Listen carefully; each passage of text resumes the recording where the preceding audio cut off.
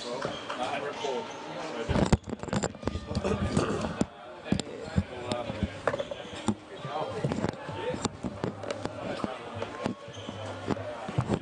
Okay, yep, just give me a bit of...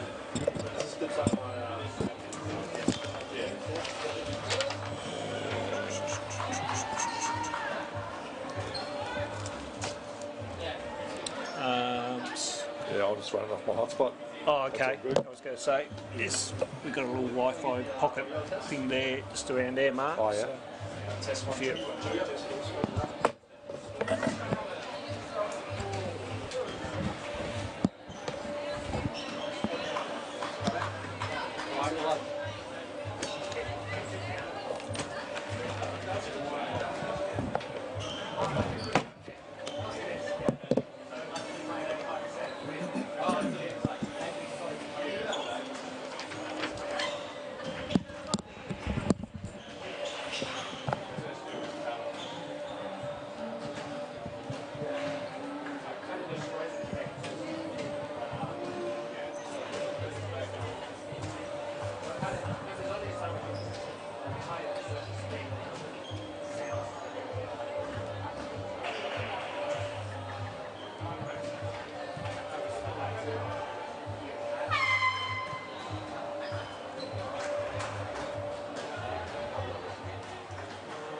here goes. It's pretty good, isn't it? How you pull it up and it's got the video right there. That's it. I mean, I think, you know, we can even, some link to do, like we can see some graphics at some stage as well too, so. In the test of battle between the visiting Launceston Tornadoes and your Hobart Huskies. Tornadoes jumping right into the signature production, starting when you were waiting for Launceston. Number 1,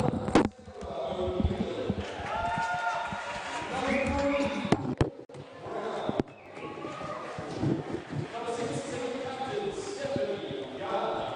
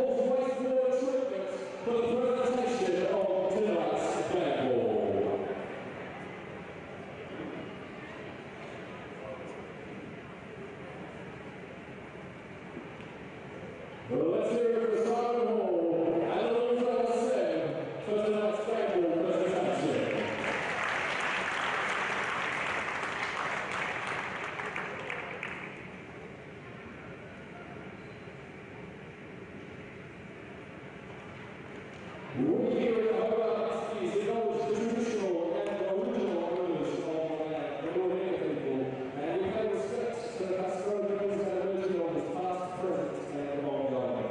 Would you please stand for the singing of the national anthem and welcome to the court, Laura Cruz.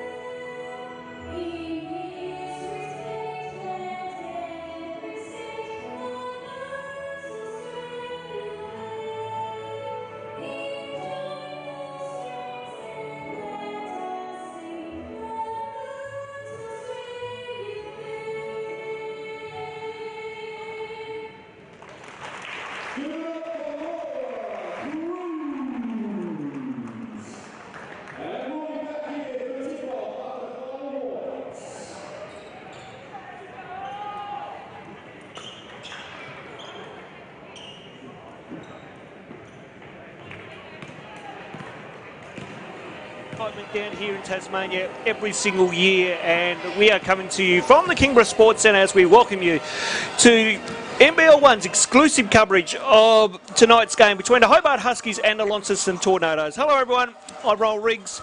Great to have you with us here tonight as we are live via the NBL YouTube channel. Now I just want to bring in my co-commentator for tonight, an NBL championship winner, a Seabull championship winner as well too. Had a stint coaching the Hobart Chargers as well too in our women's program. None other than Mark Nash. Mark, welcome to the coverage. Thanks a lot, Ronnie. It's great to be in here. It's been a fantastic start to NBL1 here in Tasmania, and really excited by a doubleheader tonight. Yes, of course, the men coming up next, but let's focus our attention on the women, Mark, and what are the keys to the game for both of these teams here? Well, really, it's a different game for Hobart tonight without Kayla George, who's been such an instrumental part of the team in the first couple of wins. So Kayla's a big out, and Hobart will need to make some adjustments before their other imports arrive after the Easter break. Another big out for Hobart is Kylie McCauley, and I think in the first two games this year, Kylie's done a great job coming off the bench, giving a good inside target, knocking down some open shots. So they're two big outs, but for me that presents great opportunity for Taylor Roberts, I think, to have a breakout game. And Ellie Collins, the team captain this year, is going to have to play a big role.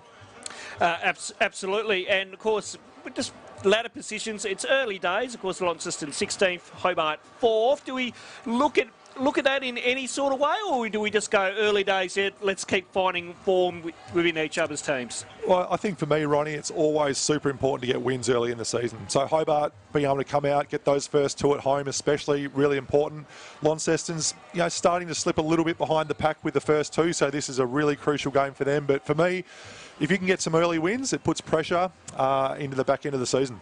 All right, let's have a look at the results from last week's women's game. Hobart won by 12 against Nunawading, and of course in Launceston they went down by 2 against Nunawading. So Nunawading split it 1-1, but for the Hobart girls, great win. But for Launceston, they're finding their form very quickly as they go along. They really are, Ronnie, and I think Nunawading for me is a top 4 team in this league. So for Hobart to be able to get that win and reasonably comfortable in the end, and then a nail biter in Launceston the next night, I think bodes well for the Tawns. We saw that last night. Nunawading did a job on Eltham, so they're a really good team. A couple of ex-Hobart players in Kathleen Shear and Izzy Chilcott. So look, I think Launceston can take a lot of positives out of that tight loss at home last week. This is, of course, our game of the week here in the NBL1 competition. And, Mark, always exciting for the derby, as we kind of said at the top of the program. And you've been involved in a few of these as a player and as a coach on both men's and women's. How do you look forward to these derbies?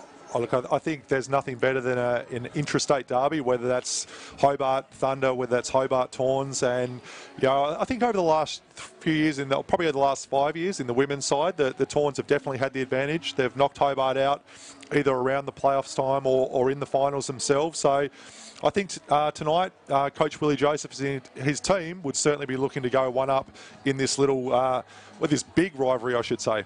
And of course, they are playing for the Greenwood Mitchell Trophy, both named after two great stalwarts of Tasmanian basketball, and Andre Greenwood and, of course, Donna Mitchell. Of course, you've had some great time with them, Mark. Oh, absolutely, and it's fantastic to see Josie Greenwood playing tonight. I'm not sure I haven't looked at the AFL schedule, whether Hugh's able to tune in and catch the game tonight over in Adelaide, but two outstanding basketball families in Tasmania, and I think this means a lot to all the players to play for that cup. Absolutely it is, and tip-off not too far away here as we get set to go from the Kingborough Sports Centre. Great to have your company with us as well too on the screens of YouTube by the NBL YouTube channel. Let's just have a look at the key factors here. You kind of mentioned it in your quick little spill with Roberts and Collins. What about for Launceston here? It's a different team to last year. There's no Lauren Nicholson tonight, but who are the two here that need to step up for Launceston? Yeah, well, you're right, Ronnie. It's a very different looking Tawns team. For the last 5 years, they've had Lauren Mansfield and Lauren Nicholson, and Ali Wilson is the real key three. And I'm looking down there, and I think that looks like Michaela Roof. We're sort of a little bit away from the court, but again, players like Michaela Roof have been integral. But this Launceston team, they look a bit smaller than they have in the past, but Brittany Hodges averaging just over 20 points a game and 13 rebounds, and I think she's going to be a real key player tonight and someone Hobart's going to have to get on top of early. And of course, for Hobart, we speak about Collins and Roberts. What about Shana Thompson, who's had a bit of a breakout year last year, but needs to really step up now with the loss of Kayla George? Yeah, it's a huge opportunity for Shana. She had a fantastic year last year, averaging around 15 points a game. I think over the first couple of weeks, she's still around 13. So a very capable scorer. Did a good job last week against a tough Nuttawading backcourt. And again, tonight's an opportunity for Shana to show her leadership at the young age of 18. But a great league to be playing in against good competition week in, week out. All right, just quickly, what's your tip for tonight's game? I'm thinking Hobart at home in another tight game. I think it'll be single digits. I think Hobart might have a bit too much size overall. And really, for me, there's a huge opportunity for Taylor Roberts tonight. All right. You've heard it there from Mark and Nash. A nice little crowd building as well too. We have moved from different venues, from the deck to now the Kingborough Sports Centre. How's it to be back at kind of this was the original home when we first started the Hobart Chargers brand, Mark, and to come back here, and it's a different type of atmosphere. It's a smaller venue and creates a little bit of noise. What do you think about the move back here to Kingborough? Look, I actually think for NBL1 this is a fantastic venue, and as we look out on the court, Ronnie, we can see that the fans are sitting right on top of the court. There's the opportunity with the old wooden bleachers to be able to make some noise and bang the feet. And I know I'm a dad of 3 kids, and my kids love being here. It's a really good environment for them to be along. I think basketball over the last couple of years has gone ahead just astronomically. The work that David Bartlett did with the Hobart Chargers over recent years, playing at the deck. I think a lot of the momentum we're seeing now is based on what happened over the last couple of years through the former Siebel competition. It's great to have the NBL1 here now. It's kind of like a new era, so to speak, Mark. It's like swooped in. Yeah, look, absolutely. And this is a real. This place has a lot of history with basketball. I remember seeing the WNBL championship with the Tassie Islanders back in about '91. So yeah, great to be back in Kingborough. And we are underway. Term number 1 is Hobart control to tip, and they're going to the left of your screen as we get action underway here from the Kingborough Sports Centre. Collins going baseline. And nearly makes the 2, not there. Sarah O'Neill with the rebound as she comes down the floor for the Tornadoes. In terms of Gardner, back to O'Neill. O'Neill looking for that on ball. She gets it. Now, it's back to Gardner. A bit of 2-man game happening. Ball inside to Hodges, but then kind of rejected there by Collins, and she went out of bounds. And Ronnie, we can see tonight Hobart have made the change. We talked about Kayla George being at Opal's camp tonight, unavailable, and Josie Greenwood's come into the starting lineup. So Gardner for the 2, that's off. Roberts with the rebound. Now Poss has it as she comes down the floor. Thompson goes for 3, just off, and the rebound there by Gardner. Now ball comes back to O'Neill. O'Neill has to retreat out as we see a very enthusiastic Derek Washington down below. He's going to be very up and down throughout the night as the ball is kicked out for that long three. That rims out, and then good rebound there by Stella Beck. And Ronnie, we can see Launceston, not a huge lineup. They play with a lot of pace, and again we see Hodges inside there. She's going to be tough. She proved very valuable last week, Mark, in the game against Nunawading as Greenwood gets it down to Roberts down low. Now back Collins, good two-man game into Greenwood for the two. So we're tied at 2 apiece, just on 90 seconds in. Quarter number 1 as Gardner has it now with the ball carrying duties. Pulls up from the free throw, that's off, and Roberts gets the rebound. Yeah, we can see Taylor with a couple of early defensive boards there. I think that's really her opportunity to have an influence on the game inside there. Nice basket. Nice basket by Taylor Roberts as she makes the 2. Hobart 4-2 now. And Ronnie, both these teams very capable at the offensive end. I think the key tonight is going to be the team that can lock in, string a few stops together at the defensive end and really try and control the game on D. So ball gets swinged around to O'Neill. She puts up a 3. That's long. Good rebound there by Beck, who he lost the footing, but then able to retrieve it. Ball is back with Gardner now. Shot clock's at 8 now for the Tornadoes. They need to get busy here. Nice pass to O'Neill for the 3. That's off. Good rebound by Hodges, as she needs to kick this out. Gardner for a 3. That's off as well too, as Poss gets the rebound and looks to go off and running. And Hobart lucky to get away with a defensive possession there. A couple of offensive boards given up to the Tawns. And nice shot there by Jacqueline Poss as Hobart increased that lead to 4. So Gardner with it now as she gets a nice screen there from Beck. Inside now to Hodges. Hodges 1-on-1 against Roberts and makes that nice little hook shot. Yeah, certainly a nice hook shot there, Ronnie. We talked about Gardner before. First game last week was perhaps a little quiet. Just the 8 points, 4 rebounds, but 7 assists shows that she's able to create for her teammates. Greenwood with the response down the other end, and they keep that margin at 4. And some nice early touches from Josie Greenwood to be able to come in. Hasn't seen a lot of court time in the first 2 games so far, so this will be great for her confidence. O'Neill with the drive from the 45 and makes the 2. Good work there by Sarah O'Neill's. Ball comes down the court now to Thompson. Thompson had Greenwood wide open, but ball got kicked and Hobart to get it back. Ellie Collins just doing the shoelace up there, a little bit of a break in play. Sometimes that's a sneaky ploy just to buy a bit of time and set up the next possession. So Hobart to restart. As Greenwood now back to Thompson. Thompson goes baseline and gets fouled. That'll probably be on Beck. It is. It's on Stella Beck, and Thompson will go to the line for 2, Mark. Yeah.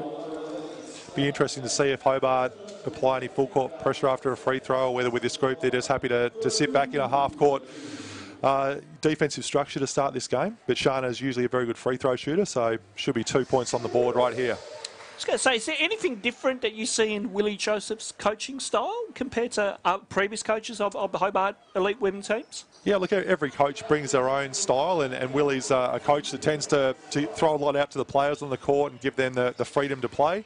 Yeah, fantastic player. I had the pleasure of playing with Willie a number of times early in my career, a very high IQ player, and yeah, he'd be very happy being 2-0 to start the season. So Hodges now kicks it out to Beck Abel.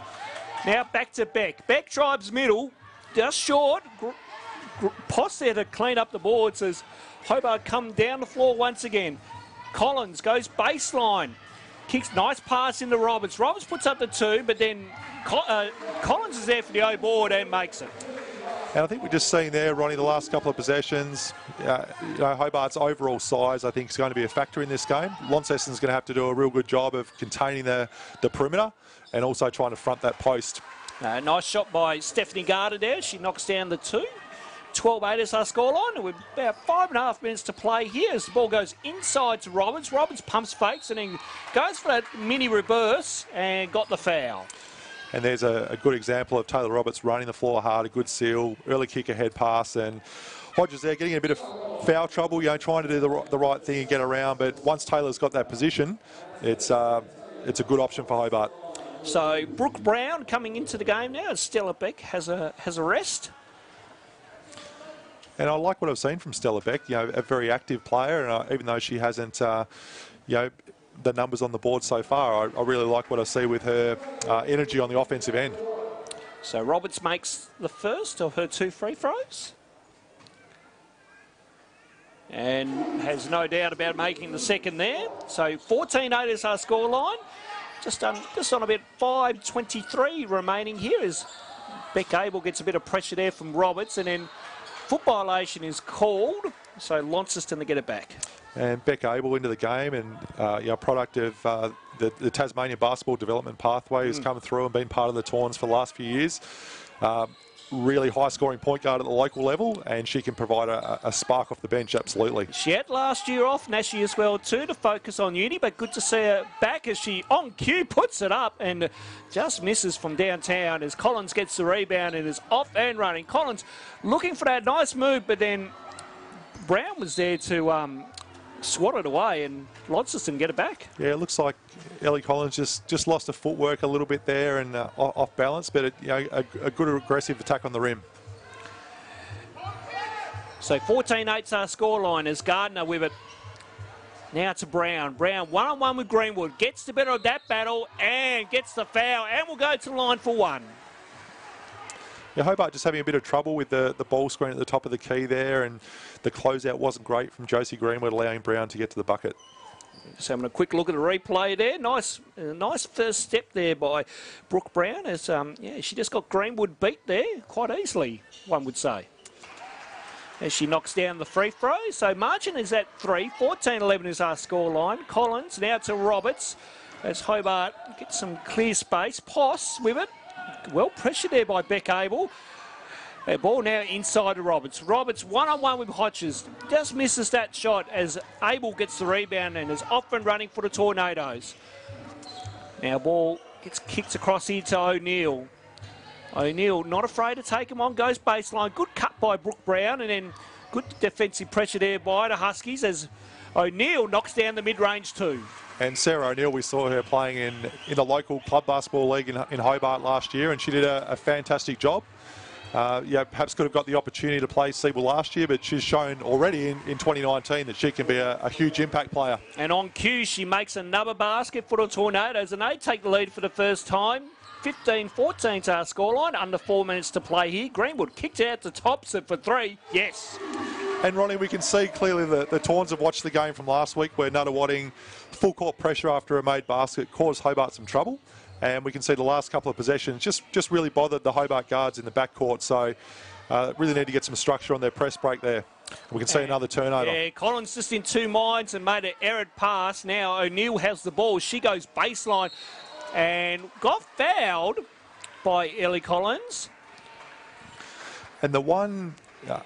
If we're looking at Hobart's games over the last couple of weeks, and while they've got the 2 wins on the board, I think where they have really struggled is containment in the half court. Tending to gamble, try and reach from behind, pick up fouls. So that's something they really need to work on, is just containing the ball and being able to step up and rotate, half a step quicker. So Greenwood comes out as Alex Finlayson comes in for the first time tonight as Sarah O'Neill knocks down the first. And the pace this game is going to be played at, Ronnie. Both teams are going to need to rotate, go into their benches, and that'll be another key factor in this one. Who can come on and contribute? Step up when the game's on the line. So Poss with it now as, again, good defensive pressure by Beck Abel. Doesn't seem like she's lost a step after having a year away as Thompson goes for the 3. That's off. Good offensive board there by Poss. And then into Roberts. Now Roberts puts it up once again and misses. Finlayson with another O board. Back to Jacqueline Poss for 3. Will get a use of a friendly roll. It does not. And a rebound there by Gardner. And Hobart just having a bit of trouble finishing in the paint. And that will be on Jacqueline Poss there, just reaching in as Brooke Brown drove that one to the basket. And again, really just a lazy defensive possession, Ronnie. Out of position, reaching, sending Launceston to the line. We can see Coach Derek Washington, he's walking up and down, just giving some encouragement to the team. And we can see Paige French about to sub into the game as well. And, of course, Cassie Jordan as well, too, who's made a comeback at the age of 38, Mark. Yeah, no, this Launceston team, we talked about it in the intro. It's certainly changed its personnel, which means generally you change your identity and the way you play. And we can see players rotating through pretty quickly.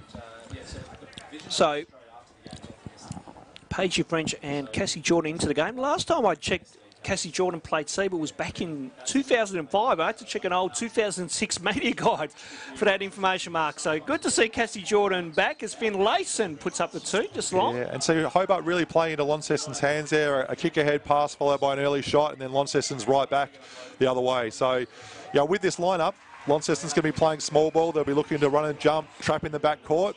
Hobart's really got to take advantage of their size inside, now, as we see Taylor Roberts with a good seal. Yeah, Roberts goes to work, kicks it out. Ball to Collins now for 3, just Again, off. Yep, another outside jump shot, which I don't think is exactly what the Huskies need right now. So O'Neill puts it up, and it goes down for her. She got fouled. That was on number 6 there, which is Shana Thompson. And it looks like Coach Willie Joseph's calling for timeout. This has been a nice little run from the Tawns and really driven by that pressure they're applying in the backcourt after a made basket. So 23-17 is our scoreline. Launceston are up by 6. And certainly, as you say, Mark, Launceston, good little run there. And what would be the message now from Willie Joseph? I think there'd be 2 real key messages, probably 3 messages there. Ronnie, defence we've got to contain, not reach in, give up early fouls, send the Tawns to the line. Hobart needs to be more poised in the backcourt. A couple of turnovers there, just trying to pass through the pressure, pass through hands. And then really the key thing offensively is Hobart's got to get points in the paint. Touches to Taylor Roberts, dribble penetration. Right now, they're settling for jump shots. It is our game of the week here in round 3 of the NBL1 competition, and great to see the crowd is starting to build up. As you'll see on our screens, folks, that crowd in the stands will start to build up. We should get a good crowd in for the men's game as well too. That will be coming up in the next game at 8 o'clock. But Derek Washington must be very happy with the troops so far. He should be, and I'd expect again, if this is a made free throw, you'll see the pressure from the Tawns in the backcourt, and let's see if Hobart's made that adjustment around how they're going to counter that pressure.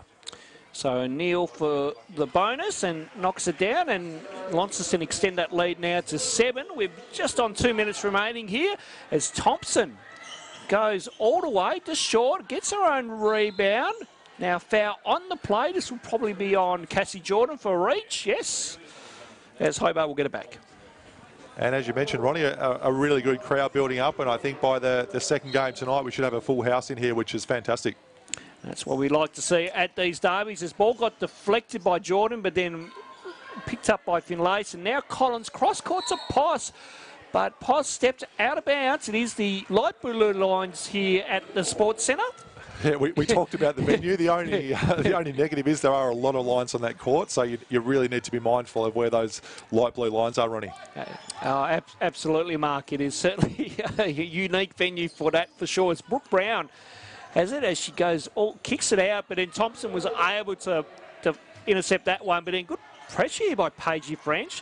Thompson able to get over the halfway line. Now, nice pass inside to Roberts, and good assist there by Poss. Yep, and we can see each time Hobart's been able to go inside, a high percentage basket. Taylor's missed a couple inside, but for me, that's a much better option rather than settling for the jumper. O'Neill, nice little spin move, and knocks down the 2. And right through junior basketball, Sarah O'Neill has been a scorer. So, she's approaching NBL1 exactly the same way. So whoever's guarding her, we talk about scorers in junior basketball. Yeah, absolutely. Shana Thompson right back. Thompson with a 3 of her own, and the margin back to 4 now, 26-22. We're under a minute remaining here as we come to you from the Kingborough Sports Centre. I hope you're enjoying the coverage by the NBL YouTube channel as Brooke Brown knocks down a 3. Yeah, Brown's come on and had a really big impact. She's averaging 10 points a game. Picked up the 5 rebounds as well last week. So, she's very capable at this level. Finlayson with a 3. We've got a bit of a shootout going on here. We sure do, Ronnie. And, that's a high-scoring first quarter.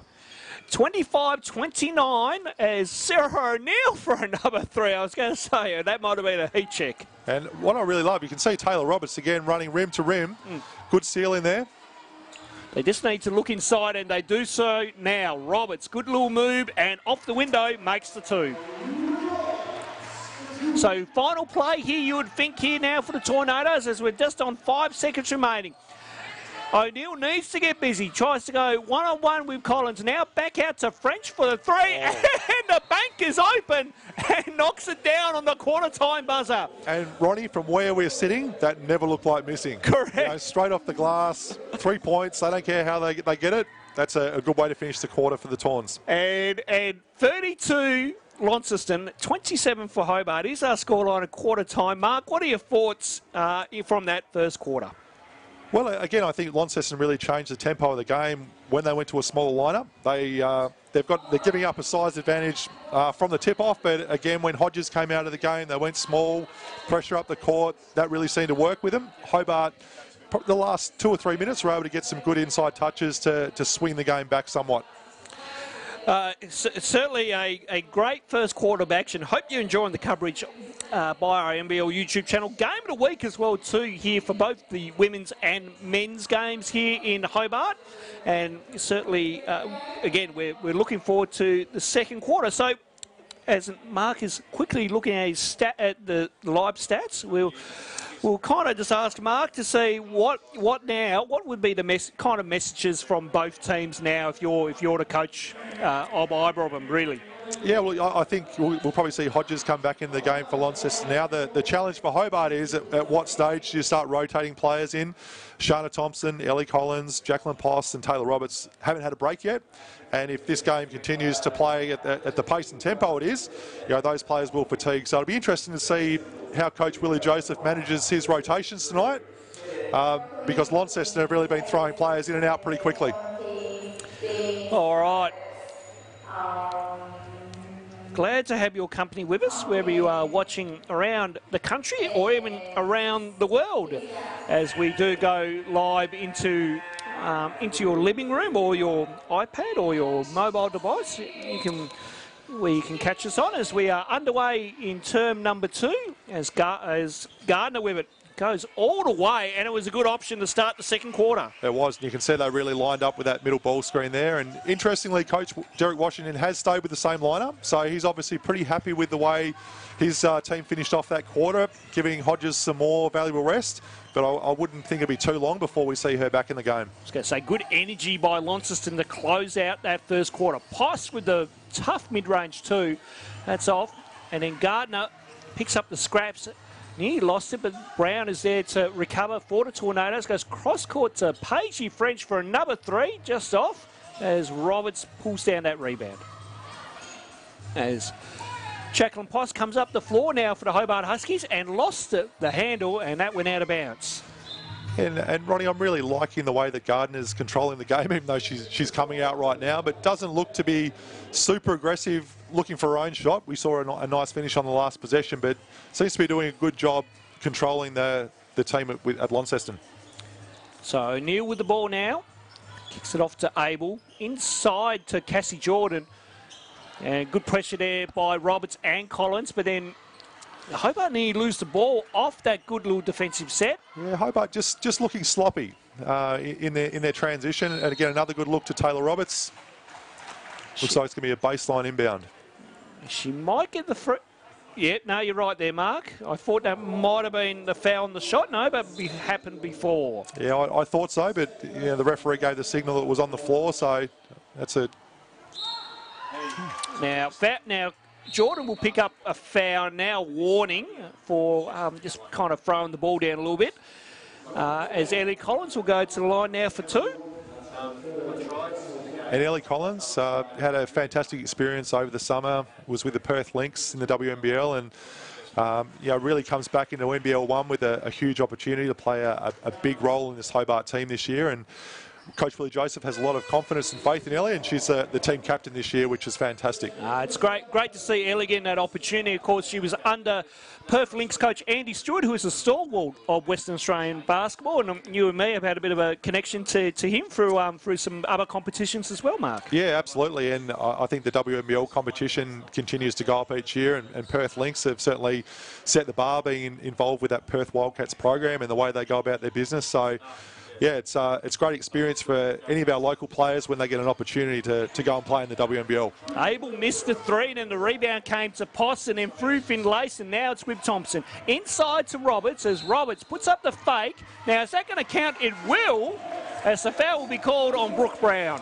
And I like that option from Shana Thompson. She had the opportunity to pull the trigger early on that one, but was really looking for Taylor inside and going for the old-fashioned three-pointer. So great work there by the Huskies as they bring this margin back to 3. Hopefully it will be 2 if Roberts can make the free throw here. It's a very up and down, fast-paced kind of game so far, Mark. It is, and we see Hodges back in the game now as well, and we expect her to be a focal point for the Tawns at the offensive end. As Collins knocks down the 3, and we're tied at 34, Mark. So French with it now as she pulls up from the elbow, just off. A good board there, and Beck nearly had it, and then gets her own rebound again. Great fight on the boards. French to make up for it. No, not there. And then, again, Beck just on the boards everywhere, Mark. She is everywhere. She's finding trouble actually putting the ball in the hole, but doing a great job keeping the ball alive and giving extra possessions for Launceston. I was going to say, it's great to have one of those kind of blue-collar workers that just get those rebounds. And there she is again. Yeah, and she gets the interception. Nice pass to Abel, back to Beck, and there's a 2. But you're right, Ronnie, just having players that are going to hustle every single possession, both ends of the court, provide extra possessions as she's done with an O-board or a steal. I like what I'm seeing with Beck. So Collins gets that on ball now from Thompson. Finds the open lane, puts up the 2. That's off, and Hodges there with the rebound. As French brings up the floor. Derek Washington barking out instruction as O'Neill knocks down the 2. And very happy Derek Washington down there. We see the celebration from Coach Washington on the sidelines. He's riding every play as he does each game. Most weeks. But we can see Launceston's style of play is really looking to kick the ball ahead. Whether it's a Sarah O'Neill, Paige French possession before, it looks like everyone's got the green light. Now, Derek Washington wanted the elbow called on Thompson, but Beck Abel didn't have position, so the foul was on Abel. So Hobart to get it back here with 15 on the shot clock as Roberts. Now in terms to Poss. Poss tries to go through a couple and does, and knocks down the 2. And Ronnie, we're now sort of 13 minutes into the game, and we talked about quarter time. Roberts, Ellie Collins, Shana Thompson, Jacqueline Poss still haven't had a break. So it's going to be interesting to see how much they have in the tank to be able to run this game out. O'Neill with a few pump fakes, and then ball gets kicked out to Beck and Abel. And that one was missed. Ball goes out of play. Now substitution here as Gardner comes in for Paige French. Yeah, and again, really short rotations through Launceston, a couple of minutes out of the game, straight back in. Everyone's getting touches, and we can see the full court pressure here. Let's see if the Tawns come and trap in the backcourt. All right. Hobart. Oh, now foul on Beck Abel for a reach in. I think Beck Abel was a little unlucky with that one, and if we can see her just asking the question with Coach Washington there, and that's going to send Jacqueline Poss to the line. Yes, Launceston in the foul on the foul team limit already, and we've got 6.5 minutes to play here. As it's a two-point ball game. I didn't want to put a commentator's curse on young Jacqueline Poss there, but she's been interesting, Jacqueline Poss, actually, Mark. She's new to us down here in Hobart. Have we got any information on her? Yeah, well, my understanding is Jacqueline Poss has been playing up in the Northwest Basketball Union with Smithton up on the Northwest Coast, and Hobart's import guard was going to be delayed coming from the European season, and it's been a great opportunity for Poss to come in and play some games at this level. But my understanding is the other imports will be coming in after the Easter break, which will mean this is most likely her last game here with the Huskies. Okay, you've heard it here first by the NBL YouTube channel. Hodges went for the reversed and missed. Now Poss has it as Hobart come down the floor. They're down by a point. Ball goes inside the Roberts, but couldn't reel it in. And the ball comes back to Launceston. And we can see, Ronnie, with Hodges being pretty light on her feet, and Taylor Roberts has really got to sit down defensively, whether it's guarding in the just off the block as that one was, or here in the pick and roll situation. It is a challenge for Taylor, and she's got to be able to adjust and slide her feet defensively. Gardner makes the 2 off a nice little jump shot there from about 15 feet as they keep their lead at 3. Collins, now a good double team there by the Tawns as the ball comes to Finlayson. Now Collins is open for 3 and knocks it down.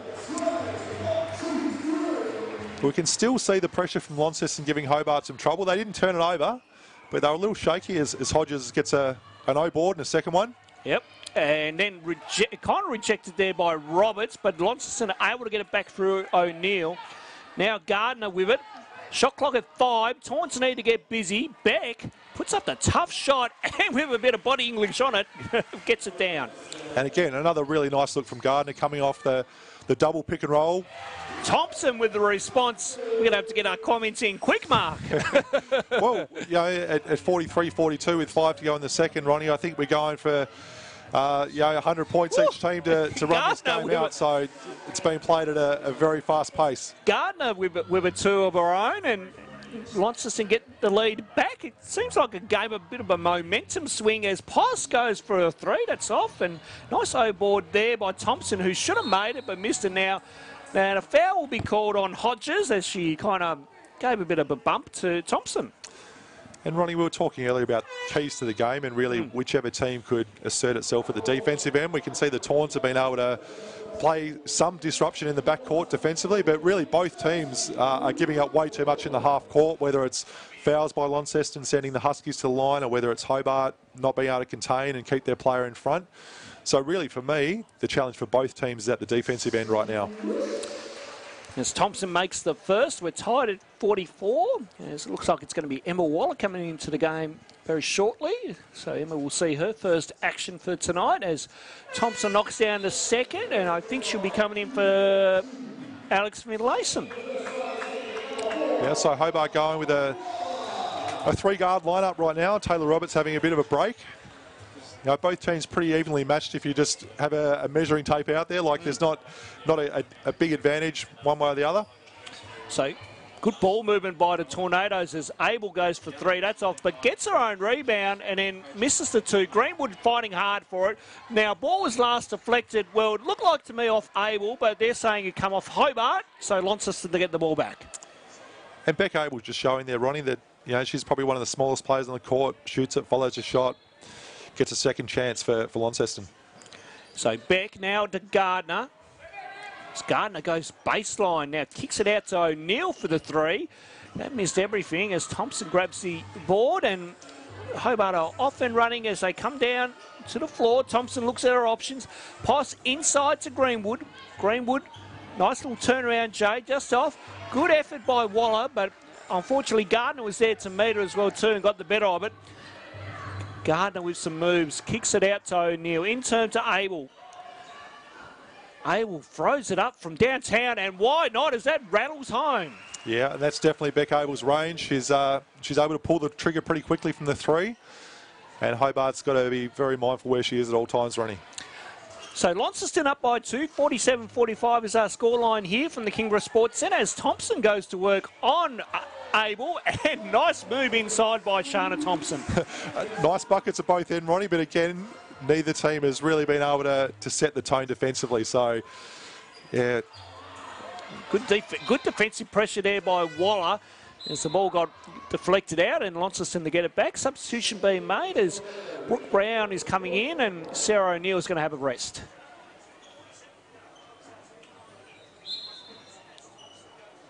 So ball play to restart. Just too easy there. Yep. Too easy. And not enough talk and communication.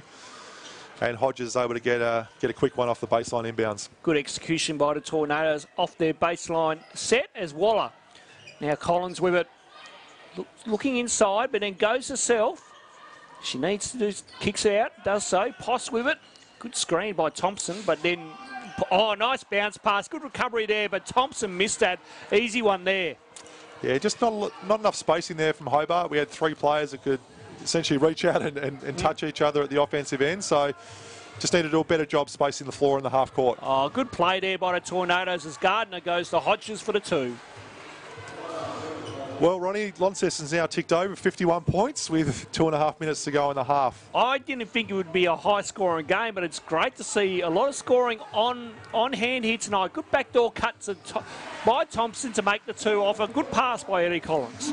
Was great look, and you know, Shana's an outstanding three-point shooter, but what she also does a really good job of is moving off the ball, and that was a good example of a nice cut and a good find by Ellie Collins out of the elbow. And again, another good find as Becca Abel made the pass to Hodges. She missed the first, but then made the second attempt off her own offensive rebound. Margin is out to 4, 53-49.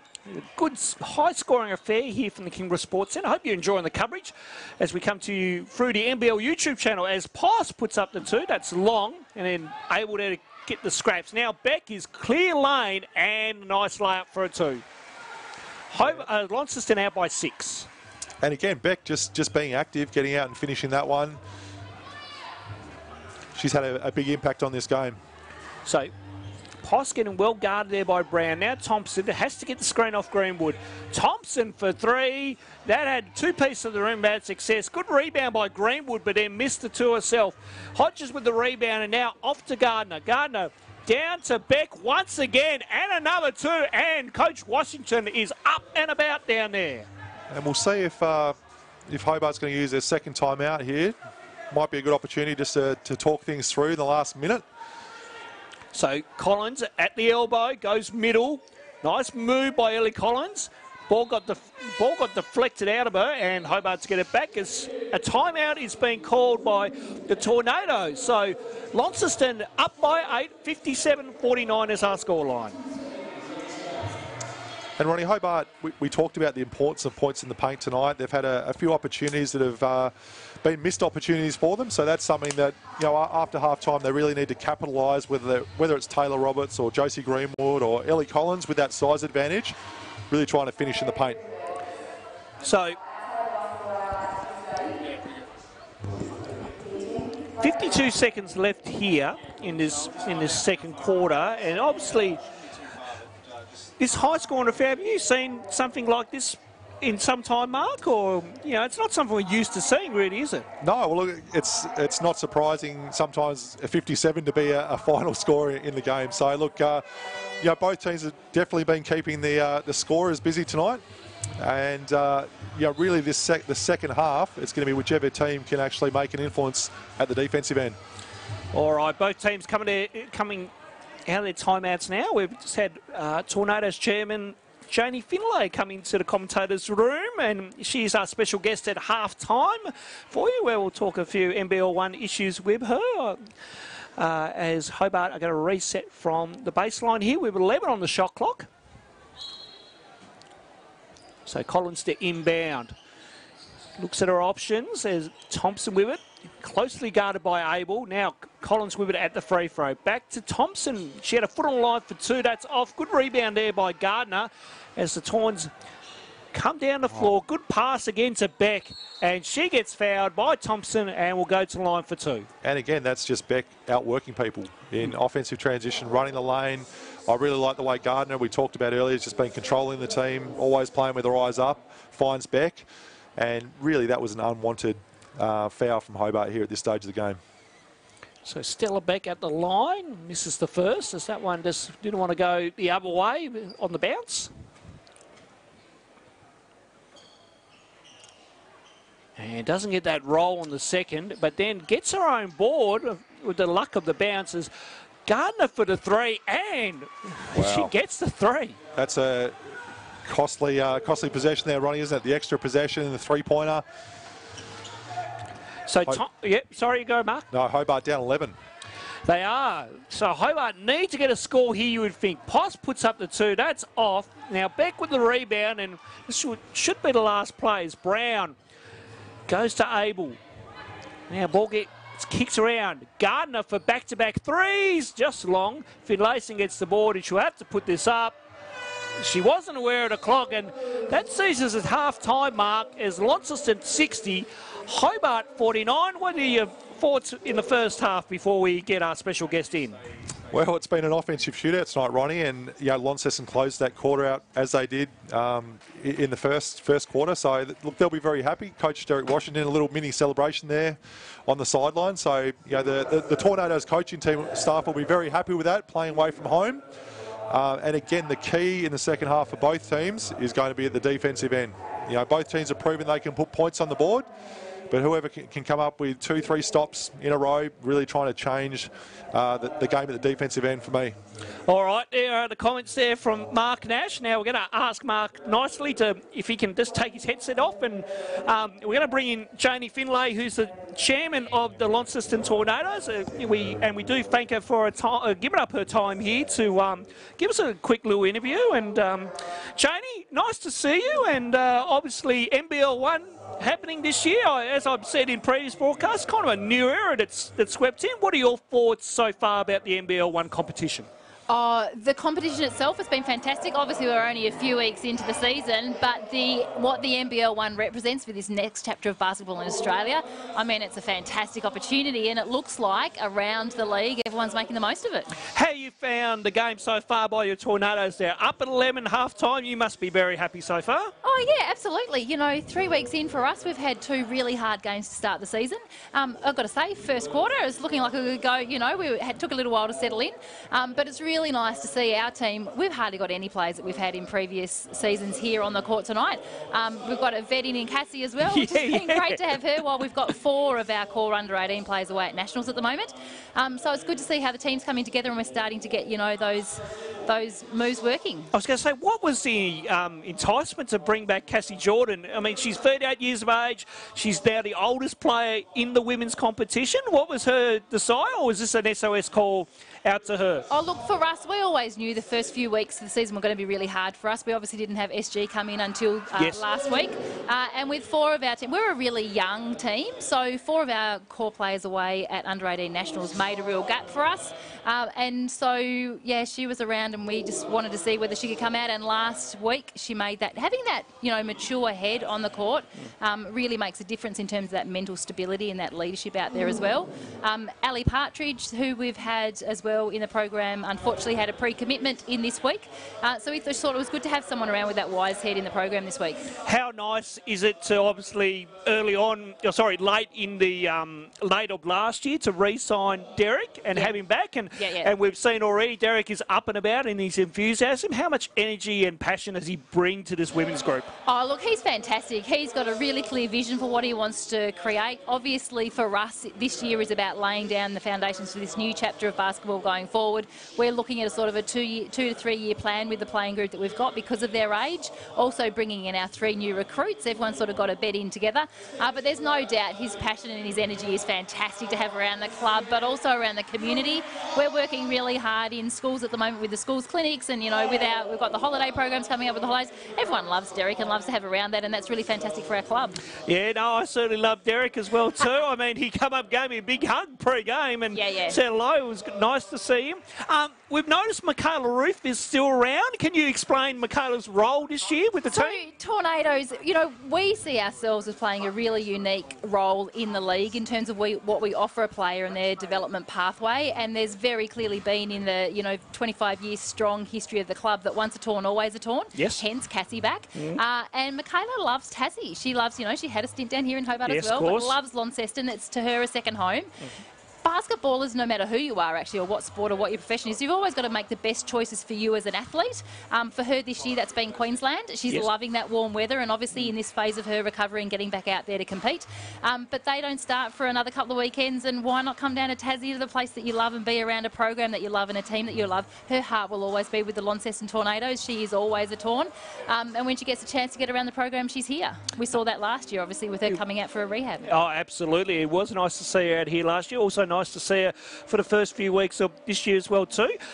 Let's quickly speak about obviously the Torns and the Thunder being a co-license. How is that all working out with that relationship there, Janie? It's really fantastic. We saw obviously the first doubleheader last weekend in Launceston. Great to have the men's and the women's a couple of times in Launceston, a couple of times down the northwest coast.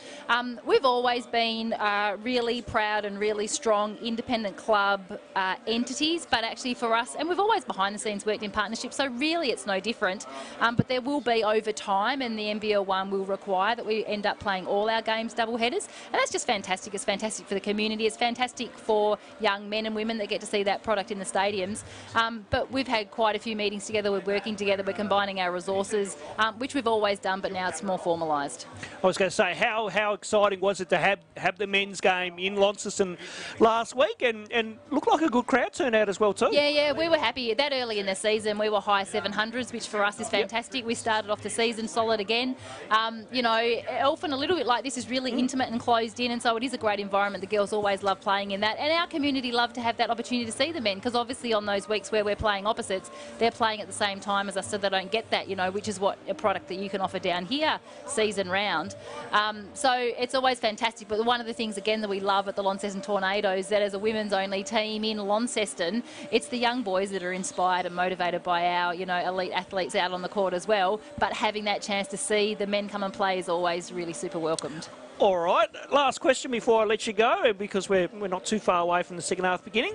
What's ahead for you and your board over the next 12 months? What are the key indicators or key things you want to tick off in season 2019? Sure. So as a board, we're always growing and evolving over the time. We're bringing in some, always strengthening our membership and our skills as well. We've set down actually a really clear process at the end of last season. We re-established our strategic plan for the next 3 years, but actually with the NBL1 announcement, we're reviewing that at our board meeting on Monday and putting down a 1-year plan. For us, financial stability, you know, that's we're not going to be any different for that, but we're continuing to evolve, and we've actually definitely seen the benefit from the NBL1 branding around that.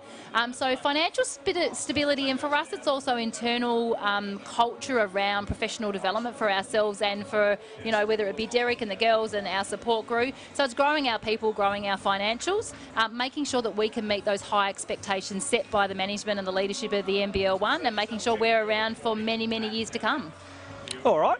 Janie, great to have you on the live broadcast here by the NBL YouTube channel. Always great to see you as always, and no doubt we wish you the best of luck to you and the board and the club for the rest of the season ahead. So thanks for your time. No worries at always. Love coming down south, and love it when you come up north, and hope for all of us we have a fantastic season. I hope so too, Janie. Janie Finlay with us here in the commentary booth as we are just on 2 minutes and so before the second half begins, as Mark Nash will just step in now as is that yours? Yeah, that is mine, Janie. Yes. Do you want to take a quick photo of the previous? Okay, we will actually do that. We will have a nice little, I don't know, selfie or photo or whatever it is. I have no idea. Janie, you're more good at these. As here we go. Come in, Mark. We just fit. You need to do that again. We probably, if we get a quick one in there. I didn't press go. Perfect. There we go. Awesome. Lovely. We'll send that through to Janie very shortly. But great insight there by Janie Finlay with her and the Tornadoes, Mark. And I know you've been involved with the Tornadoes previously as a board member from a distance. Yep. But what are your thoughts from all three clubs, kind of, you know, working hard to keep Tassie basketball up and about? Well, look, I think firstly, Ronnie, the way the NBL1 League has shaped up has been fantastic. There was a period there for a month or two where we weren't really sure what the future was going to look like for Tasmania, with the former Siebel competition being dissolved. So I think where we are now is fantastic. I really love Janie's comment of once a Torn, always a Torn, and you know, I was really fortunate to spend half a season with the Torns on their board and just seeing the way they go about things strategically, but also the way they, you know, that it is a family club, and they get fantastic support in Launceston. They've had, you know, player loyalty over the last number of years, so I've got absolute respect for Janie in the way that you know, the Torns run their business of basketball. I was going to say, very similar here in Hobart. We try to keep it a good family type atmosphere as well too here, not only in the Chargers but also too, we've seen that in the Huskies as well this year. Yeah, look, it is, and I think when we look around the crowd tonight, there's a real snapshot of community sitting in the stands there, and you know, an evening at the basketball is great for young kids. It's great for teenagers, and really it's fantastic to see the Tasmanian community get around our NBL1 teams. And you know, I'm sure the games at Ilford in Launceston or up on the northwest coast will be just the same. It's great. All right, let's get back to the game. It's an 11-point lead to Launceston Tornado. So, Coach Willie Joseph, what would have been the message at halftime from him to his troops? Well, for me, Ronnie, I think Hobart really needs to try and control the pace and tempo of the game. At the moment, Launceston is winning that battle, and particularly through Gardner, the way she's able to get the ball in O-trans and find lane runners, or you know, whether it's Hodges in the post. So really, for me, Hobart's got to do a much better job controlling the tempo of the game. We come back to our keys to the game. They've got to get the ball inside, and then they have to be able to finish. Right now, it's the big three of Collins, Taylor Robertson, Shana Thompson.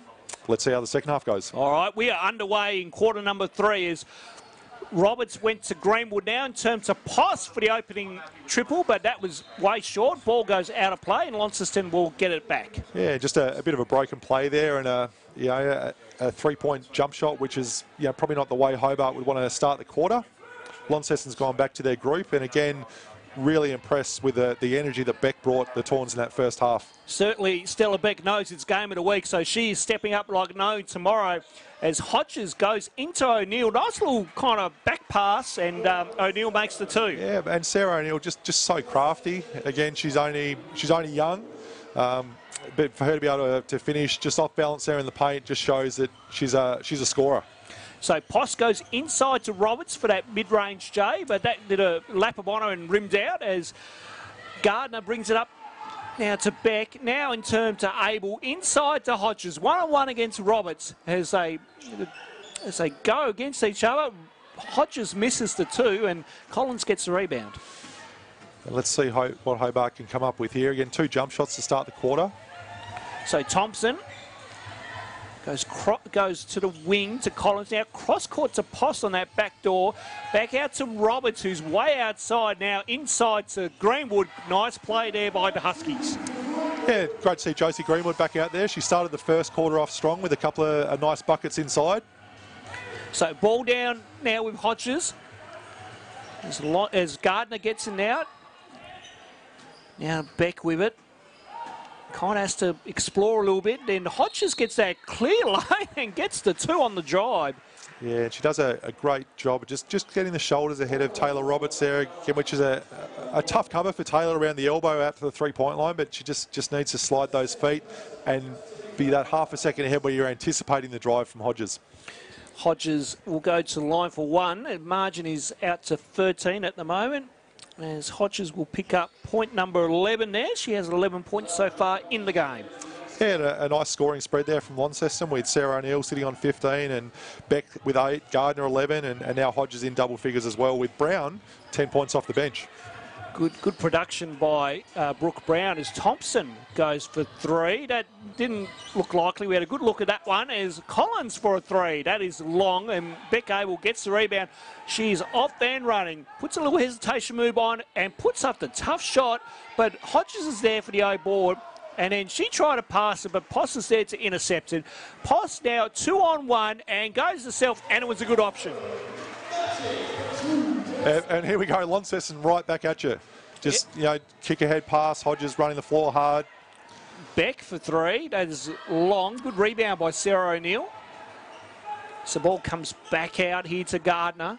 And again, here comes that middle staggered ball screen. Gardner's doing a good job controlling it. Nice little deflection there by Greenwood as Thompson picks up the scraps. And Hobart looked to get this margin back down, but not on that pass as Gardner is able to intercept it. Was the right look there. Shana Thompson just being that millisecond too slow on the pass, but does a good job getting the ball back at the other end. Thompson gets the interception herself too, so end-to-end stuff here by both teams as Roberts gets it inside. Good cut by Ellie Collins and missed the 2 there, and now the foul will be called on her against Abel. And Ronnie, the pace of this game hasn't slowed down at all. Again, for me, the key for the Huskies right now is trying to really control the tempo. I think if it ends up being just a basket-to-basket sprint, Launceston's going to come out in front with that. Looks like Launceston have that running game measured, where Hobart are still trying to find their feet a little bit on that running game mark. Yeah, and Launceston have been really clear, just really coming to push the ball, kick ahead passes. And that's going to be the way they play this year. Good steal by Collins as she goes off to Roberts, and Roberts gets the 2 and a foul. She'll go to the line for 1. And Taylor Roberts has done a great job. I think, running end to end, she's really putting in that effort tonight. Again, the challenge for Taylor is more down the other end, about trying to stay in front of her player she's guarding. So Roberts will go to the line for 1. If she gets this, we'll bring it back to 9. And does so. So 65-56 is our scoreline here as we come to you from the Kingross Sports Centre in our game of the week here on the NBL YouTube channel. As Gardner gets a good screen and then kicks it out to Beck for 3 and knocks it down. And again, the middle ball screen or the side ball screen causing Hobart a lot of trouble. It looks like they're sort of trying to fight over it, and their bigs dropping on that, but that's not really being effective tonight against the Tawns. Good defensive pressure by the Tornadoes as that is Stella Beck once again coming down the lane and getting a 2. Just too easy. So margins out to 14. This could have the threatening of just opening up that margin if we're not careful, as Collins puts up a tough shot and makes it. So margins back at 12 as we've just ticked on 5:40 to play here in the first quarter. Oh, sorry, in the third quarter, I should say. My apologies. As Gardner pulls up from the elbow. And that one doesn't go down for her. As Poss to bring the ball up now for the Huskies. And again, in the first quarter, Gardner was more of a facilitator, letting the game come to her. Since quarter time, she's really been picking up the tempo of trying to create either for herself or for teammates. So she's shown to be really capable using that ball screen to attack the paint. Good seal there by Josie Greenwood, and it was held, and she drew a foul. Now, timeout's been called here. Coach Willie Joseph wants to talk a few things over. So our margin's 12. 70-58 is our scoreline, and halfway through the third, Mark, what are you seeing? What are you liking so far? Oh, I think the pace of the game for a basketball fan that enjoys seeing points on the board, there's definitely that element for the game. I think for the coaches out there that might be watching would see some deficiencies at the defensive end, but really for Hobart, I think now this last 5 minutes of the third quarter really need to do a better job in the half court at both ends. So defensively, really trying to lock down, put some stops together in a row, and they've shown where they can be effective offensively is when they're getting inside touches rather than relying on that three-point shot.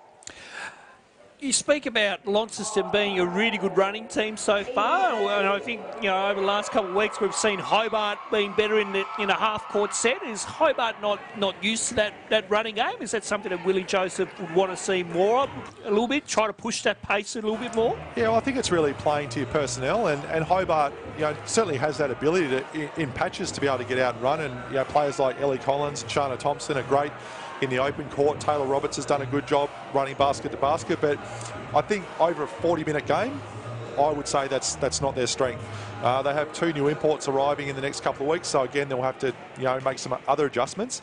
But really for Hobart, I think it's trying to pick and choose when you're kicking the ball ahead, or when you need to slow the tempo of the game down and really grind it out a bit more in the half court. So Greenwood made the first free throw as she goes up for a second and knocks down that one. Margin is now back at 10. So we have got about 5:15 to play here in the third as Abel goes for 3. Just short. Roberts with the rebound and off to Greenwood. Greenwood looking to get it off and does so to Finlayson, who is checked back in as Roberts. Top of the key, looking inside, not on. Thompson now needs to think about it. His shot clock is at 10 now for the Huskies. Good pressure here by the Tornadoes. Ball inside to Greenwood. Greenwood has to put it up and doesn't get the roll there as Beck gets the rebound. And just a scrappy possession for there in the half court by Hobart. And if you look at who's on the court, they don't really have a point guard. I think for me, I'd love to see Shana Thompson playing the point with this group, or perhaps even Ellie Collins. You can see that they're passing the ball around, not really knowing where to go to get a bucket that possession. Beck Abel made a 3 down one end, and then all of a sudden Greenwood with a response with a 2 of her own. And we can see Coach Derek Washington there. He's really screaming out to his players. Josie Greenwood getting a nice open look and knocking that down. And we can see Hobart, Ronnie, here shifting to what looks like a 2-3 zone. And Taylor Roberts picks up the foul. So good drive there by Stella Beck, who found the opening there with a little gap and then forced contact from Roberts. And that is a second personal foul for the night. So Beck to go to the line for 2. Yeah, and Beck's having a really significant impact on this game, isn't she, Ronnie? Like just with the effort. This is the first free throw there. I was going to say, the first time I've seen her live in the competition this year, and she's certainly shown to be that blue-collar hard worker, which is like I'd want to recruit her on my team. Yeah, and she's heading for a double-double, sitting on 9 rebounds at the moment to go with 13 points. As Taylor Roberts looking like a three-point play here. Yeah, nice play there by the Huskies. Good little fine quick as contact was made on the head, and Roberts made the 2. Now, Cassie Jordan will come back into the game as Beck, it looks like, will be Hodges. Hodges will have a rest. And this is an opportunity for Hobart. I think with Hodges out of the game, you know, Taylor Roberts, Josie Greenwood, Ellie Collins, you can pick any of those 3 that might have a mismatch and really look to go to work inside. Good O-board by Greenwood and gets the hook there. Yeah, Josie Greenwood's having a big impact on this game. Again, she's a high IQ basketball player that takes good shots generally and, you know, does the effort thing. So, yeah, it's great to see Josie playing some minutes tonight. So Abel goes baseline. Nice pass into Jordan for the 2. Marching back out to 10. You'd think if it gets down to single digits, a bit of scoreboard pressure from the Huskies might get the Tawns rattled a little bit as Greenwood goes to work once again. Up for another shot. That's short. Jordan has the rebound and Beck has the ball and she's off and running for the Tornadoes. Trying to split through a couple here and in good pressure there by Finlayson. Kicks it out to Brown for 3. That's off. Rebound by Roberts. Now to Thompson as the Huskies come down the floor. And Taylor Roberts doing a good job running the floor. That's Collins for 3, just long. And then Thompson with the fine there, goes up, and that is an offensive foul. And the Tornadoes sitting on 76 points with 3 minutes to go in the third. Looks like we'll be sitting well over 80 points at three-quarter time, Ronnie. So that's a huge scoring effort in a 40-minute game. Oh, absolutely. It's something rare that we've seen at Seabourn NBL1 level, but it's good. It's a good thing. A good thing from a fan perspective and for the local, for the product as well too. Oh, it is. I think Willie Joseph and his coaching team might disagree with you. Yeah, that's true. But, yeah, Launceston has certainly shown tonight that they can play at a high tempo. Nice work there by Beck on the tough turnaround, Jay. As that marches now out to 12. Thompson now goes across to Roberts for the unlikely 3, and that missed as Gardner brings down the ball now for the Tornadoes. You can hear those cowbells in the background for the Tornadoes fans. There is a good travelling crew of fans here tonight from Launceston as Gardner makes the 2. There is, and you know, Kayla George had such a big impact on this team over the last couple of weeks, and I think my observation on tonight's game is Hobart's really just looking for that person who can steady the ship a bit out there, you know, at both ends of the court, get the team to huddle up. And, this is an opportunity for the team to really work out its identity and who's going to step up in Kayla's absence. Collins makes the 2 there, so 80-68 is our scoreline. Under 2 minutes to play here as Thompson gets the deflection and the steal and goes for a layup, and Derek Washington has seen enough. He calls a timeout as the margin comes back to 10. And we can see the Huskies just walking over the bench, Ronnie. There's a few tired-looking faces there. So, you know, with a quarter and a bit to go, let's see if Hobart has enough in the tank. Not a bad, probably a good timeout here from Coach Washington, as he doesn't want this momentum to swing back to Hobart's way. Yeah, that's right. And, you know, Launceston's still holding a 10-point advantage. Just perhaps an opportunity for them to talk things through, and be really interesting to see what they come out with out of this timeout. Looks like Hodges is still out of the game, Ronnie. So, yeah, Coach is going to go with the lineup that he has out there.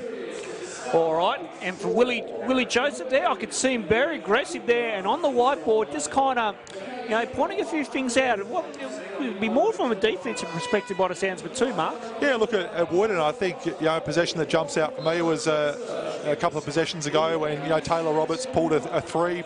You know, that for me is probably not the best shot for Hobart right now.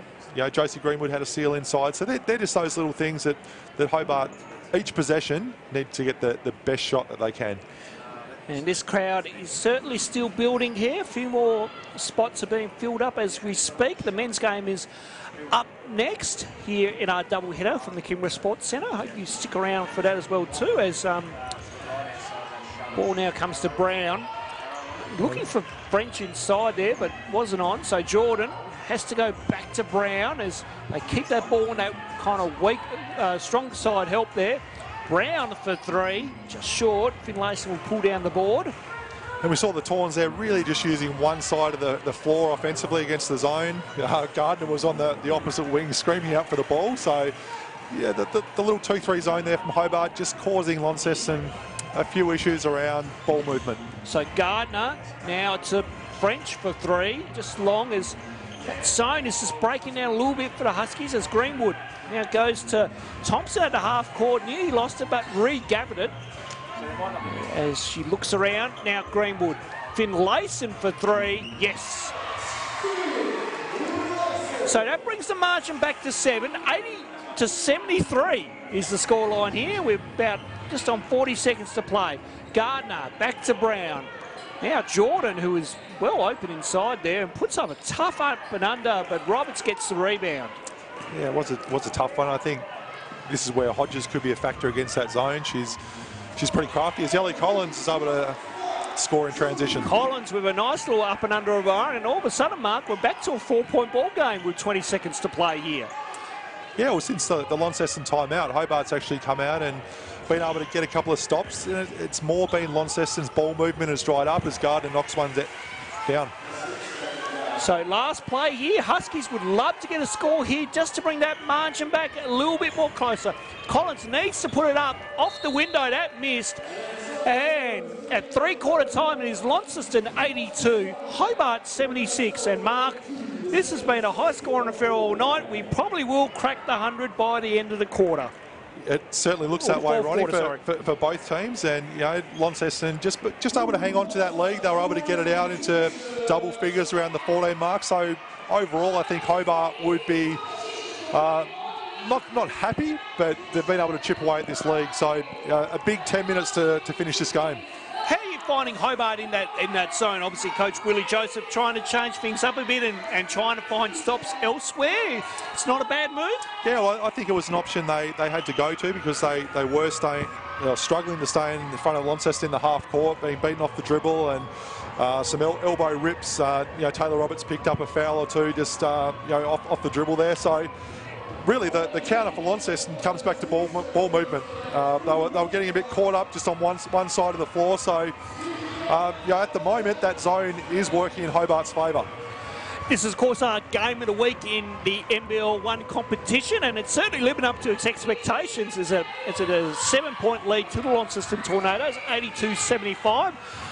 Just having a quick look down from where we are. Our vantage point is quite good down here, Mark. We're actually above the court and can see a lot of things happening. So I can see Derek Washington there really kind of, he's staying composed, trying to look some things here from his offensive end, and certainly he would be telling his girls to really just step up in this last quarter. Yeah, and the big factor here is Brittany Hodges on 4 fouls.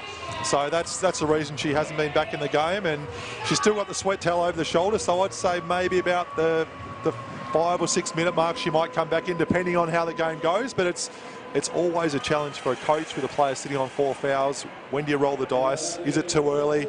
Or sometimes it can be too late. I was going to say, you've been in that situation before. How do you feel when you're out there as a coach, knowing that one of your key players is on 4 fouls? Yeah, well, really you have to go on your gut feel for how that player can manage. Sometimes the referee component comes in and there's a call that might be out of your control, but really, some players can play okay and get by with 4 fouls, whereas other players, depending on the flow of the game, it's a risk to leave them out there. So Coach Washington is being more conservative, and I think it'll be 4 or 5 minutes before we see Hodges back into the game.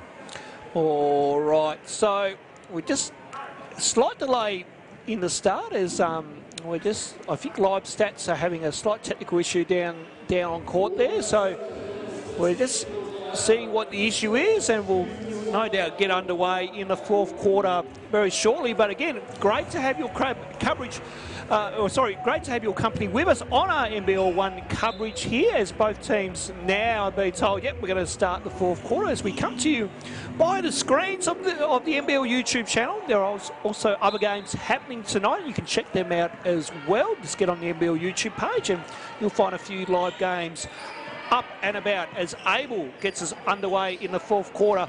Now Jordan finds the open Gardner for three, and that was short, and then Collins there was able to pick up the rebound. And Hobart sticking with the 2-3 zone at the defensive end. They're obviously more comfortable in that space. So Finlayson thought about it and then turn it down. Nice touch pass from Greenwood into Roberts for two. Yeah, some nice high-low action. And again, particularly with Hodges out of the game, Ronnie, that's where Hobart's opportunity is. And I'd really like to see them looking for that sort of action rather than getting stuck on the three-point line. O'Neill gets trapped baseline, and then Jordan, once again, good double team by the Huskies here as Gardner goes for three, and that just about missed everything. O'Neill was able to pull that in before it went out. Now Beck for three, that's long, and Greenwood with the rebound. And we can just see there a couple of possessions. Gardner's probably not super comfortable shooting the three. She's more a driving kick type player or get to the rim. And just that the zone, even though it hasn't been a real aggressive zone from Hobart, it's just taken Launceston out of their comfort zone. And a comedy of errors there. It was like Hobart got the ball back, and then all of a sudden Launceston get the ball back after a few errant passes, and now Launceston settled this down a little bit as the ball goes over to O'Neill, inside to Beck, and then Jordan missed it, but then able there to pick up the scraps. But then Jordan was able to make the two there as well. Yeah, and that's a disappointing one for Hobart, with Jordan just a bit of a scrappy basket, bounce pass in the paint, and just being able to shoot over hands there as well. Again, nice pass inside to Roberts, thanks to an Eddie Collins assist. So margin is at 5, 84-79 is our scoreline here, as Abel thought about it, turn it down. Now Beck. O'Neill was open and went long, and then the rebound, well, it comes back to O'Neill on the floor. Now, Abel for three. Just off. Good rebound again by Sarah O'Neill. Yep, second, third, fourth effort on the boards, and at this stage of the game, Ronnie, they're hugely valuable baskets. So, for Hobart, Josie Greenwood, Ellie Collins, Taylor Roberts have got to do a better job on the boards. So Finlayson with it now as the margin goes back out to 7. Finlayson tried to go inside the Greenwood, but it was never on. As Beck comes down the floor now, splits through a couple, and then over Roberts makes the two. And that's where Launceston are really going to look to attack, whether it's off a broken play and a defensive stop down the other end. They want to try and attack before Hobart can set that zone up. Nice little runner there by Ellie Collins, and she makes the two. And unfortunately for Hobart, Ronnie, if they're just going to be trading baskets with Launceston, they're going to run out of time. So 88-81 with 7 minutes to go, really need to lock in at the defensive end. So Beck for three, and that again, that's just long. So Launceston drying up a little bit from long range as Jordan has to go cross court to Gardner. Shot clock at 8 for the Tornadoes. They need to get busy. Abel from deep. Yes, Rebecca Abel with a three. Yeah, but again, Coach Washington with the celebration on the sidelines. Taylor Roberts doing a great job running the floor. And a good interception there by Stella Beck as Hobart turned the ball over once again. And Beck, nice pass inside now. Foul is called. I didn't catch the last bit of that there, Mark. What did you see there? I thought she was definitely passing that one. It was a call, so I thought Beck was driving, looking to dump that one off to Jordan there. So I think probably a fortunate call for the Tawns to be going to the free throw line. So Poss is back in, and Alex Finlayson will have a rest as Stella Beck's at the line once again and knocks down the first. Yeah, we can see the last 4 or 5 possessions from the Tawns, they've really been able to get out in transition, attack the rim, and the play that's been leading that has been Stella Beck. So Poss with now 6.5 minutes to play here.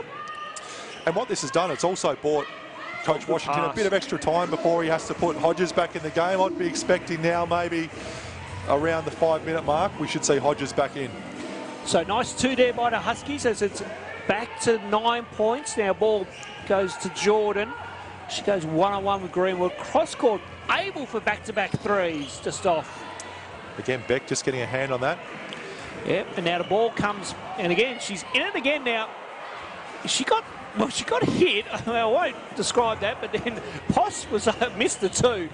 And as Abel's not, Yeah, there's a lot of blood. there's a fair bit of blood, and she'll have to come off. She did get she got a hard whack from Collins, basically on the backside, right into the face there, and we're going to have to get the blood kit out and clean this up, but that doesn't look good in any situation, Mark.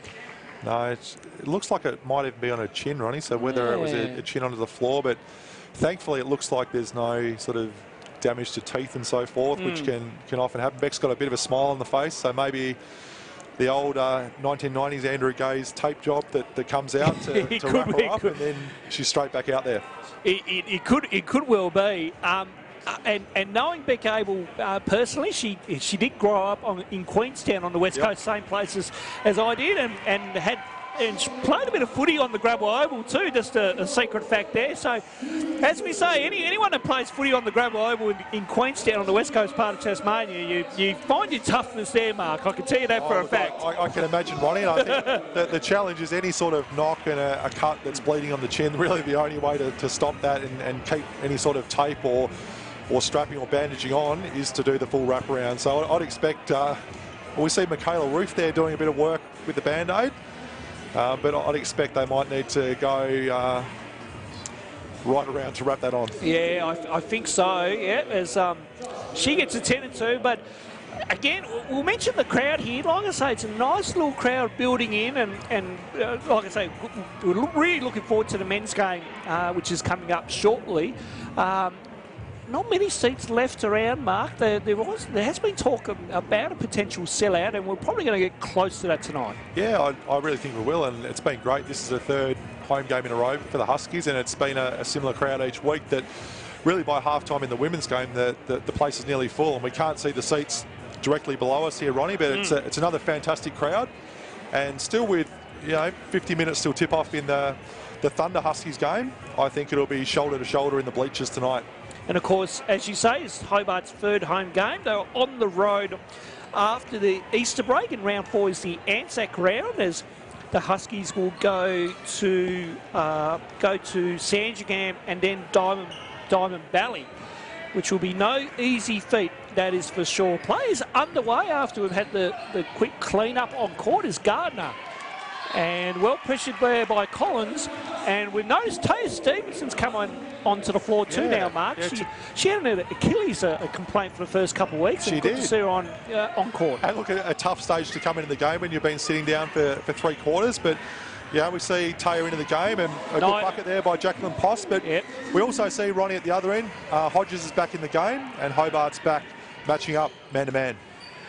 And the 2 there by Sarah O'Neill.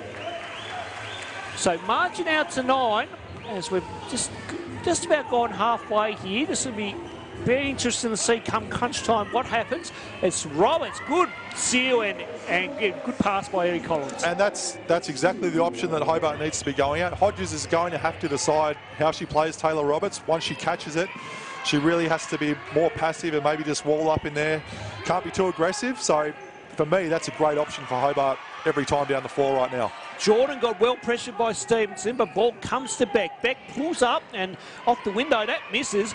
And then Stevenson able to get the rebound. That's her first rebound for the season as she comes down, kicks it off to Thompson. Thompson looking inside. Roberts and Hodges have a good battle down low. They go to it now. Roberts, nice move by Taylor Roberts, and makes the 2. Yep, and it's great to see Hobart recognising that, and Hodges is in 2 minds there. Does she try and contest it? Does she front?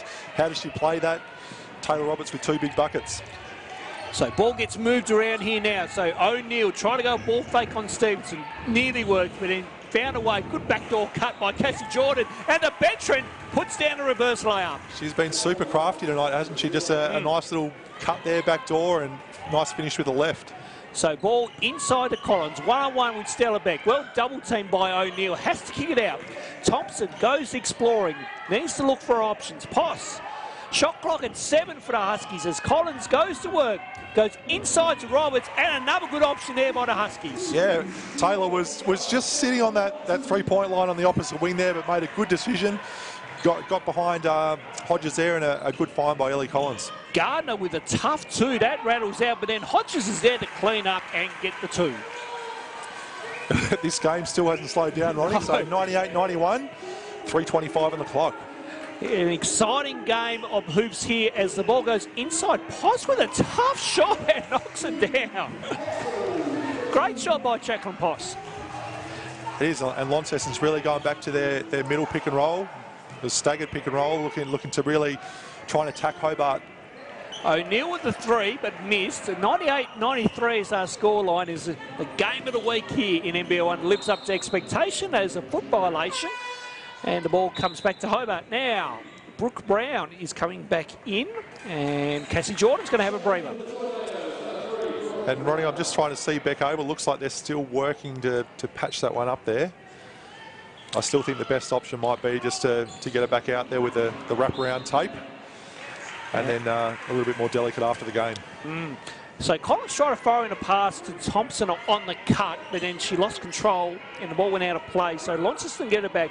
We are under 3 minutes remaining here in quarter number 4 as we come to you from the Kingross Sports Centre as it's game of the week here in NBL1 as Gardner puts up a, well, was that a purposely shot there to get Hodges the ball off the backboard, Mark? Would you say? I think Gardner will say that was a pass, but yeah, okay. I think she just had confidence in her teammate. She was off balance. She was really just throwing it up there, and Hodges did a good job to go and get it and then pick up the foul by Taylor Roberts. So Hodges at the line for 2. She's it's been good that Hobart have kind of gone inside where that one-on-one matchup, because obviously with 4 fouls, you've got to say, right, let's throw the ball inside and see if we can get her on foul number 5 and get her out of the game. Look, absolutely. I think Taylor Roberts has 6 points this quarter just from some good inside catches, positioning there. But again, we see Launceston come up with the offensive board. So Brooke Brown got that O board and a vital one for Launceston. Gardner goes all the way and goes 2 to make the century. Yeah, and just extending out to 7, which is a very handy lead at this stage of the game. So Poss with it now, Thompson for 3. That missed everything as Brown gets the rebound. So Launceston will probably look to slow it down here a little bit and get back into their set as Gardner kicks it out to Brown. Brown looks at her options, now kicks it off back into O'Neill. O'Neill as we come to the 2-minute mark left in the 4th. O'Neill with a tough shot, but she travelled according to the referees. Yeah, and Hobart looked lucky not to sort of get a foul there. There was a couple of reaches on the drive there by Sarah O'Neill, but Hobart gets away with it, and Coach Willie Joseph calls timeout with 1:58 to go. All right, so 100-93 is our score line, and this is now a vital 2 minutes for the Huskies, but also 2 for the Launceston Tornadoes as well too. They don't want to see anything go pear-shaped here, where Hobart will probably really look to crank up the pressure here and try to get some stops and the momentum back. Yeah, we'll need the team, as a team is in foul trouble. We've talked about Hodges having 4 personal fouls, but, you know, I don't think free throws are going to be an issue down the stretch as far as stopping the clock. So right now I think Hobart needs to come out of this timeout and go for perhaps a quick hit to Taylor Roberts inside, maybe some high-low action, get a good seal. Try and get an early score, and then really need to string together a couple of defensive stops. 1:58 is still a long time in this ball game, so we just want to be patient here from let's say Hobart's perspective, but then also to probably Launceston's perspective as well too. Yeah, we've seen in the 3rd quarter Launceston really picked up the tempo, trying to attack before Hobart's zone set up, but now Gardner's doing a great job of picking and choosing the tempo of the game. So the last possession, slowed it down a bit, of a step-up screen there on the right-hand side. So I think for me, Gardner is going to be a real key player with how she controls the game in the next couple of minutes. So Hobart to restart at the top of the 3-point line and really need to get a score out of this set here in order to put some pressure back on Launceston. As Poss now with it goes inside to Collins at the elbow. She goes one-on-one on Beck. Now Poss for 3, looks good. Just off, and good rebound there by Gardner. And it looked like Hobart was trying to draw up something to Ellie Collins with an isolation play at the elbow, but again, the option really is Taylor Roberts trying to get a good seal almost in the charge circle. And Gardner again, that nice little pull up as she found the gap once again. Yep. And that's just that smart point guard able to control the game.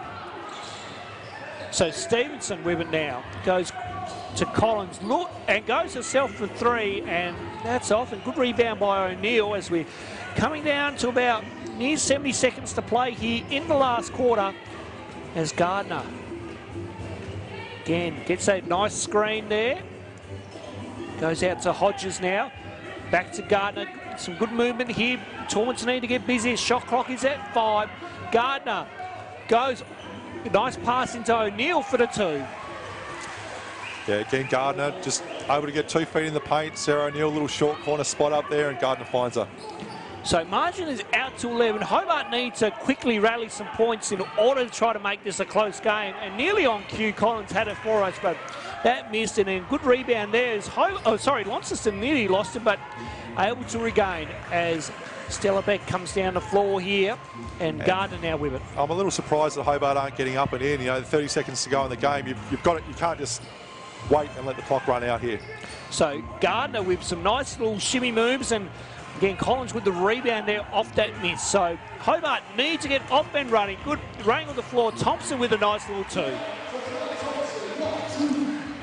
Probably this will be the last play, I think, here, Mark. Yeah, Coach Derek Washington had a couple of timeouts up his sleeve, but happy just to trust his players, and it looks like this one's over.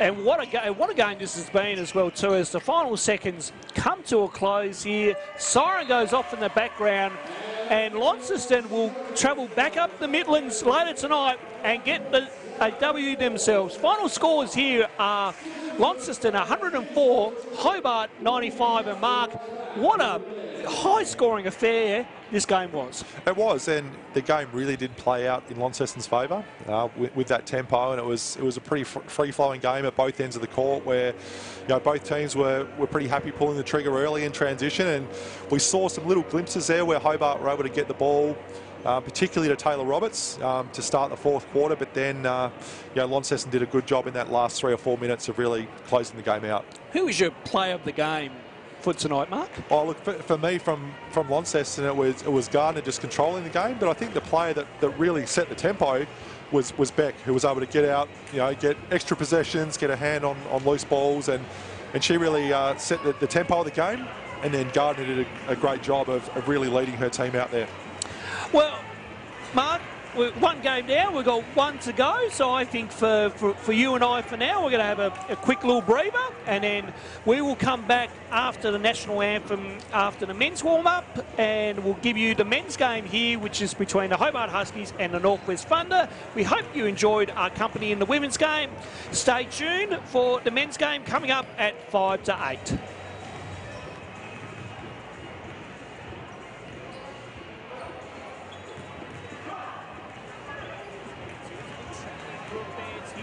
Launceston as Gardner makes the 2. Comes down the floor now, splits through a couple, and then over Roberts makes the 2. A broken play and a defensive stop down the other end. They want to try and attack before Hobart can set that zone up. Nice little runner there by Ellie Collins, and she makes the 2. Look at 8-footer tornadoes. They need to get busy. Abel from deep. Yes, Rebecca Abel with a tough stage to come into the game when you've been sitting down for 3 quarters, but yeah, we see Taya into the game, and a good bucket there by Jacqueline Poss. But very interesting to see come crunch time what happens. It's Roberts, good seal, and back on Stevenson. Nearly worked, but then found a way. Good backdoor cut by Cassie Jordan, and the veteran puts down a reverse layup. She's been super crafty tonight, hasn't she? Just a nice little 7 for the Huskies as Collins goes to work. Goes inside to Roberts, and another good option there by the Huskies. Collins. Gardner with a tough 2, that rattles out, but then Hodges is there to clean up and get the 2. As the ball goes inside, Poss with a tough shot and knocks it down. Forward, and a bottom one for Launceston. Gardner goes all the way and goes 2. Is Taylor Roberts trying to get a good seal almost in the charge circle. And Gardner again, that nice. Hobart needs to get off and running. Good running on the floor. Thompson with a nice little 2. No, tomorrow as Hodges goes into O'Neill. Nice little kind of back pass, and back out to Roberts, who's way outside now. Inside to Greenwood. Nice play there by... Playing some minutes tonight. So Abel goes baseline. Nice pass into Jordan for the 2. Those fans here. There's a good travelling crew of fans here tonight from Launceston as Gardner makes the 2. Comes down the floor now, splits through a couple, and then over Roberts makes the two. A broken play and a defensive stop down the other end. They want to try and attack before Hobart can set that zone up. Nice little runner there by Ellie Collins, and she makes the two. Look at 8-footer tornadoes. They need to get busy. Abel from deep. Yes, Rebecca Abel. A tough stage to come into the game when you've been sitting down for 3 quarters, but yeah, we see Taya into the game, and a good bucket there by Jacqueline Poss. But yeah, very interesting to see come crunch time what happens. It's Roberts, good seal and kick on Stevenson. Nearly worked, but then found a way. Good backdoor cut by Cassie Jordan, and the veteran puts down a reverse layup. She's been super crafty tonight, hasn't she? Just a nice little 7-footer Huskies as Collins goes to work, goes inside to Roberts, and another good option there by the Huskies. Collins. Gardner with a tough two, that rattles out, but then Hodges is there to clean up and get the two. As the ball goes inside, Poss with a tough shot and knocks it down. Forward and a bottle one for Launceston. Gardner goes all the way and goes two. Is Taylor Roberts trying to get a good seal almost in the charge circle. And Gardner again, that nice. Hobart needs to get off and running. Good running on the floor. Thompson with a nice little two. No, tomorrow as Hodges goes into O'Neill. Nice little kind of back pass and back out to Roberts, who's way outside now, inside to Greenwood. Nice play there by... Playing some minutes tonight. So Abel goes baseline. Nice pass into Jordan for the two. Tornadoes fans, here is a good travelling crew of fans here tonight from Launceston as Gardner makes the two. Comes down the floor now, splits through a couple, and then over Roberts makes the two. A broken play and a defensive stop down the other end. They want to try and attack before Hobart can set that zone up. Nice little runner there by Ellie Collins, and she makes the two. Look at 8-footer tornadoes. They need to get busy. Abel from deep. Yes, Rebecca Abel. A tough stage to come into the game when you've been sitting down for 3 quarters, but yeah, we see Taya into the game, and a good bucket there by Jacqueline Poss. But yeah, very interesting to see come crunch time what happens. It's Roberts, good seal and kick on Stevenson. Nearly worked, but then found a way. Good backdoor cut by Cassie Jordan, and the veteran puts down a reverse layup. She's been super crafty tonight, hasn't she? Just a nice little 7-footer Huskies as Collins goes to work, goes inside to Roberts, and another good option there by the Huskies. Collins. Gardner with a tough two, that rattles out, but then Hodges is there to clean up and get the two. As the ball goes inside, Poss with a tough shot and knocks it down. Forward and a bottle one for Launceston. Gardner goes all the way and goes two. Is Taylor Roberts trying to get a good seal almost in the charge circle. And Gardner again, that nice. Hobart needs to get off and running. Good running on the floor. Thompson with a nice little two. No, tomorrow as Hodges goes into O'Neill. Nice little kind of back pass and back out to Roberts, who's way outside now, inside to Greenwood. Nice play there by... Playing some minutes tonight. So Abel goes baseline. Nice pass into Jordan for the two. Tornadoes fans, here is a good travelling crew of fans here tonight from Launceston as Gardner makes the two. Comes down the floor now, splits through a couple, and then